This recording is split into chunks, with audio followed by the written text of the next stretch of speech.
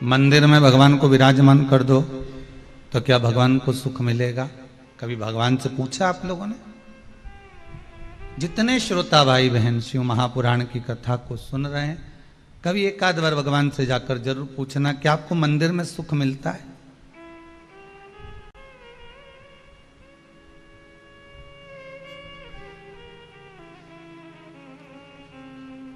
Colony में मकान बना लो और घर के बुजुर्गों से पूछ लो तुम्हें कॉलोनी में आनंद मिलता है?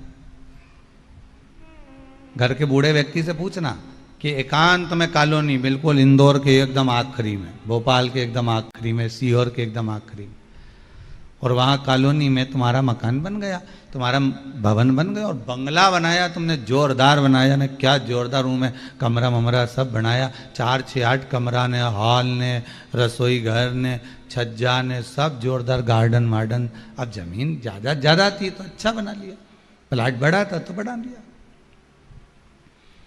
पर कभी घर के बुजुर्गों से पूछो, कभी बूढ़ों, जो घर के बूढ़े हो ना बुजुर्ग, उनसे पूछना, क्या ये अपन छावनी में रहते हैं, अपन मोहल्ले में रहते हैं, अपन जिस जगह पर रहते हैं, बाजार में रहते हैं, इसको छोड़कर अपन सबको कॉलोनी में चलकर रहना है तो सबसे ज़्यादा बच्चों को तो खुशी हो जाएगी, बहू और बेटे को भी खुशी हो जाएगी, पर घर का जो बुजुर्ग होगा ना उसको प्रसन्नता नहीं होगी। क्यों? क्योंकि उसको घर बड़ा नहीं चाहिए, उसको बंगला बड़ा नहीं चाहिए, उसको तो ये जो आस पड़ोस में रहते हैं, नातेदार, रिश्तेदार, कुटुंब, कबीला, मेरा अपने लोग जो रहते हैं, इनका मन बड़ा चाहिए।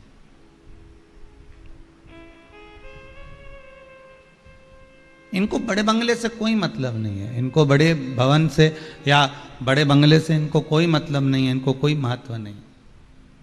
इनको अगर महत्व है तो केवल जो घर के आसपास में जो लोग रह रहे हैं, घर के नज़दीक में जो निवास कर रहे हैं, बस उनसे मतलब। इनकी प्रथमता, इनका आनंद बस वहीं कि 4 लोग आ जाएं, बातचीत हो जाए और मैं आराम से सबसे मिल लूँ, हॉस्पिटल भी पास में हो और मालूम पड़े कहीं कोई दवाई केंद्र हो, कोई भोजन केंद्र हो तो सब नज़दीक में होगा तो मैं दौड़ दौड़ के चली जाऊंगी, अकेली भी रह लूँगी, फिर कोई दिक्कत नहीं।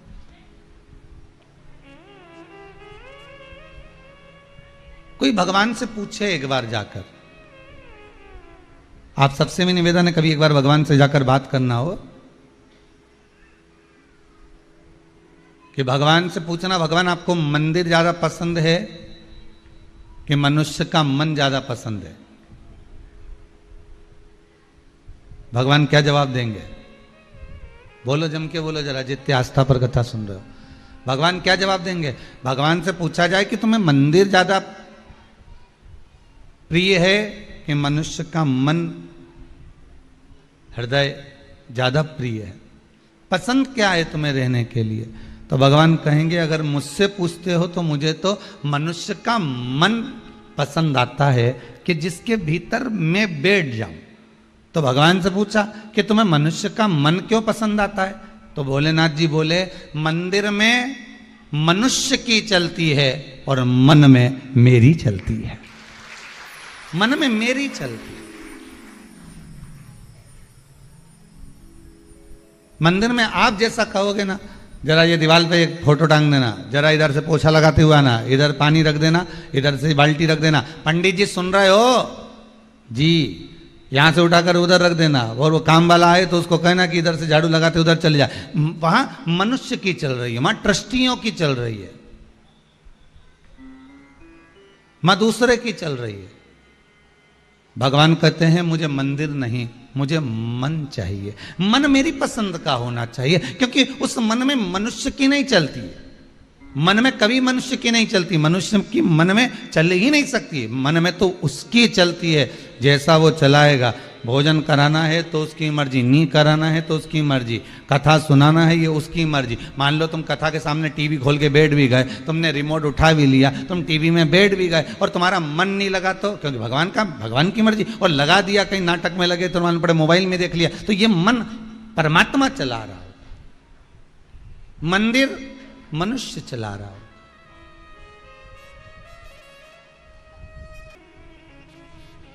बस भगवान से यही कहना हमें कि प्रभु अगर आपको मंदिर प्रिय नहीं तो हमारा मन प्रिय हो।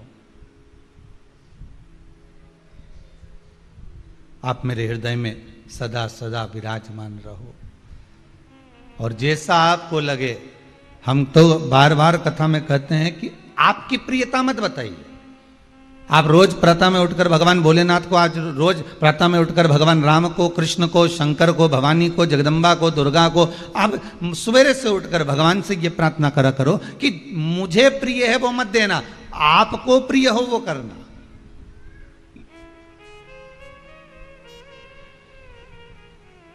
क्योंकि हम बच्चे हैं।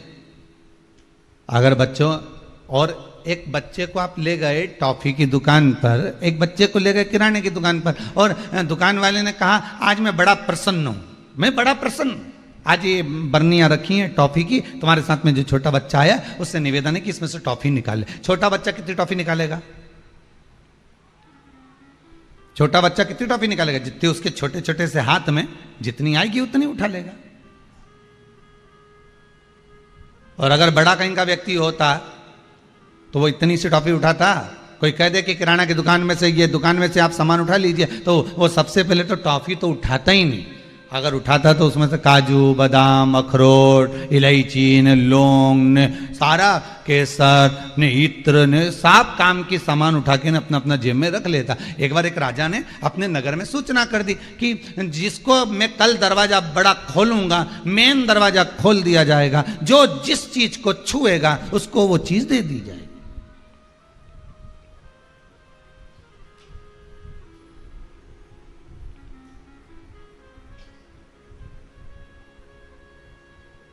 कल मैं बड़ा दरवाजा खोलूंगा, जिसको जो अच्छा लगे उसको छू लेना, स्पर्श कर देना, उसको वो मिल जाएगा।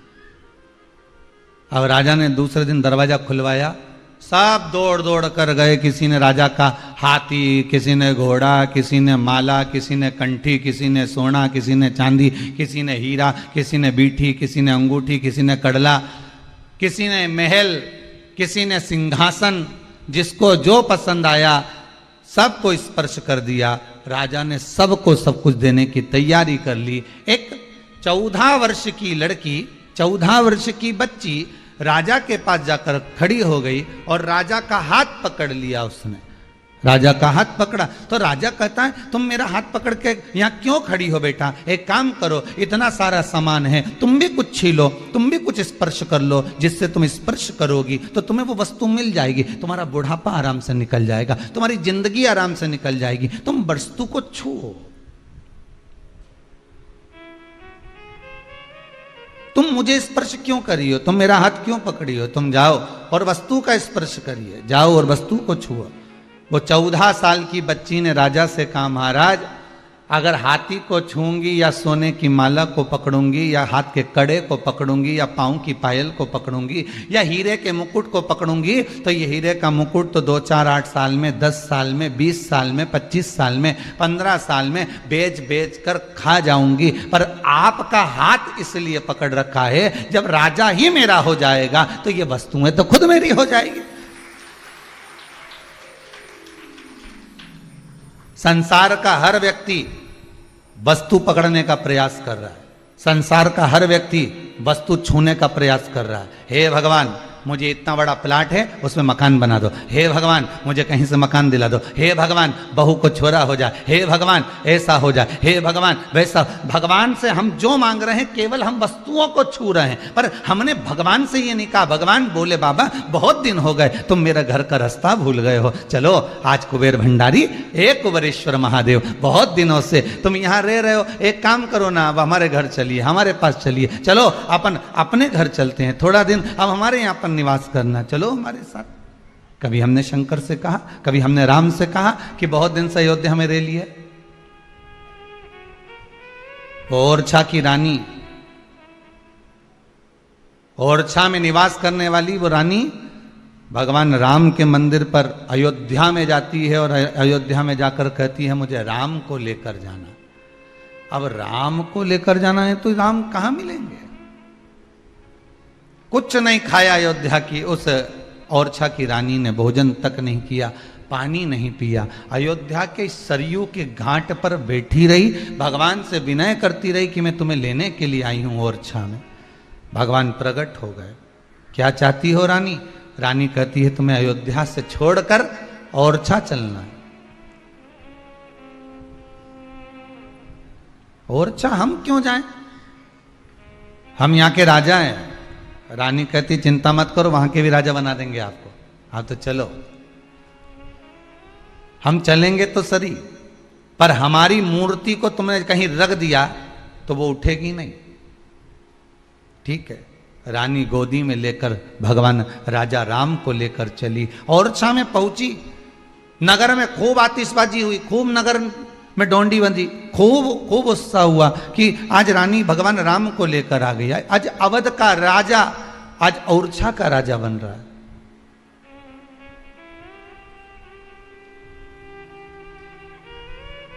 आज अयोध्या के नरेश आज ओरछा के नरेश बन रहे हैं।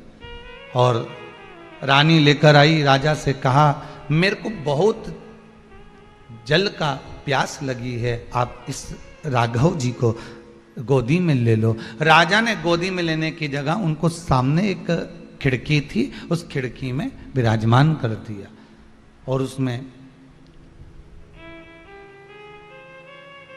एक स्थान, एक आलय में विराजमान कर। भगवान रह गए। उठाया, उठे नहीं, चलाया, चले नहीं। बस रानी ने कह दिया यही अवध के नरेश सब यहीं रहेंगे, ये कहीं नहीं जा सकते। अयोध्या के राजा राम ओरछा के भी राजा राम बनकर विराजमान हो गए। निर्मल मन सो मोहि पावा।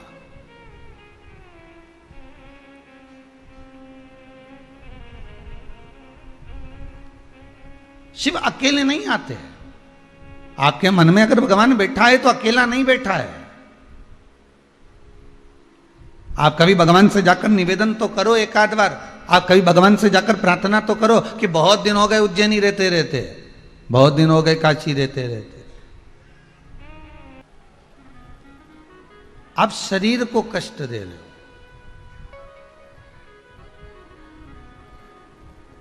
इंद्रियां आपकी डोल रही है, वो भगवान में नहीं जा रही।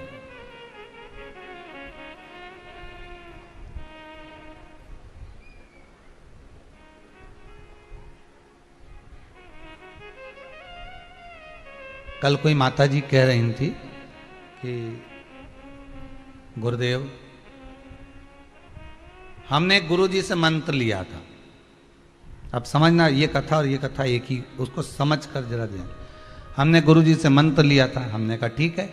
फिर अब गुरु जी ने इतना बड़ा मंत्र दिया, इतना बड़ा मंत्र दिया कि वो हमको याद करते भी नहीं हो रही है।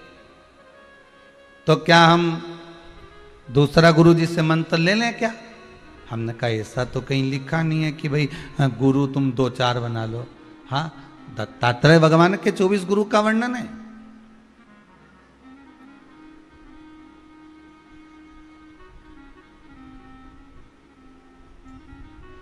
वो चलेगा, पर यहां दूसरा गुरु बनाओ ये हम नहीं कर सकते। नहीं, हमने तो एक महाराज जी से पूछा था, उन्होंने कह दिया था कि पीपल का पत्ता पे वो गुरु जी का नाम लिख लो, उसके पानी में छोड़ दो, गुरु मंत्र गया। हमने कहा ऐसा कैसे गया भाई? ऐसे तो तुम गुरु जी को उठा के पानी में छोड़ दो, गुरु जी गया। ऐसे कहने से तुम्हें किसने अकल दी है, बुद्धि कि पीपल का पत्ता पे न गुरु जी का मंत्र लिख लो, ने नाम लिख लो, ने वो के पानी में बहता पानी में छोड़ दो, ने मंत्र गया तो समझ लो बस दूसरा गुरु जी का मंत्र ले लो। हमने कहा इतना बड़ा मंत्र है, ठीक है, जो गुरु ने दिया गुरु जी के पास जाओ और उनसे निवेदन करो कि हमको छोटा मंत्र दे दो, गुरु जी छोटा दे दे। बहुत सहज भाषा में समझिएगा इस व्रत शिव महापुराण कथा को कि व्रत बहुत बड़ा है, बहुत बड़ा व्रत है, तो उसको छोटा करने का भी तो तरीका शास्त्रों में कहा गया है। गुरुजी, हरतालिका तीज का व्रत इतना भारी होता है, करवा चौथ का व्रत इतना भारी होता है, तीज का व्रत इतना भारी होता है कि हम कुछ भी नहीं खाते, यहां तक कि मुख में जल भी आता है ना तो उसको भी हम निगल नहीं सकते।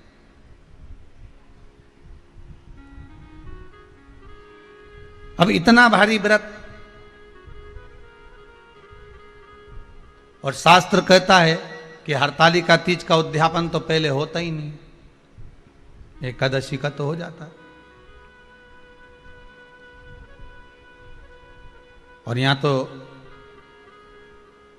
हरतालिका तीज का, अब एकादशी का तो आप 26 एकादशी जब आपकी पूरी हो जाए, 3 वर्ष बाद अधिक मास आ जाए, 26 पूरी एकादशी का व्रत कर लो, तुम 11 पे करो, तुम्हारी मर्जी पड़े, 26 एकादशी पर जब व्रत करोगे तो ये आपके ऊपर है, 26 पर करो। पर हरतालिका तीज का जो व्रत है, इसका उद्यापन तो ना तो पहले होए, और इसका उद्यापन ना 13 वर्ष के पहले होए। इसका उद्यापन तो जब तक कन्या हो, चाहे स्त्री हो, चाहे नारी हो, चाहे पुरुष हो, हरतालिका तीज का अगर उसको उद्यापन करना है तो 13 वर्ष तक तो आपको व्रत करना ही पड़ेगा, उसके बाद ही इसका उद्यापन होता है।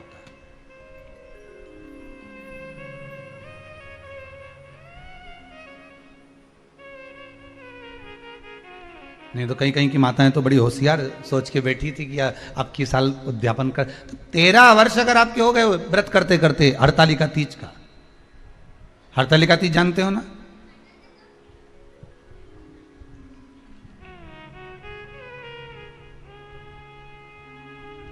तेरह वर्ष अगर आपके हो गए भगवान की भक्ति को धारण करते करते, 13 वर्ष अगर आपके हो गए हैं भगवती स्मरण करते करते, उसके बाद में आप बड़े प्रेम से, बड़े आनंद से आप व्रत का उद्यापन करो, कोई मना नहीं। पर यदि आप उद्यापन कर रहे हो और आपका मन है कि मुझे उद्यापन करना ही है, तो 13 वर्ष तक जिस भाव से आप भगवान का व्रत कर रहे हो, साधना कर रहे हो, स्मरण कर रहे हो, उसी भाव से आप उसको करें।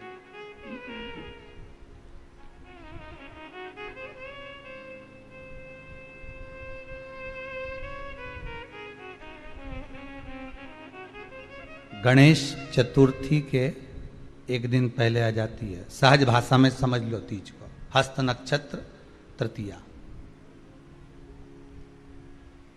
उसमें सबसे ज्यादा जरूरी है हरतालिका तीज का पूजन अगर आप कर रहे हो, और हरतालिका तीज का अगर आप स्मरण कर रहे हो, तो उसमें सबसे ज्यादा अगर कोई जरूरी है तो शंकर भगवान जहां विराजमान होते हैं उनके ऊपर उनकी 5 कन्याओं का होना जरूरी है। मतलब ऊपर फुलेरा बंधना जरूरी। फुलेरा का मतलब जानते हो?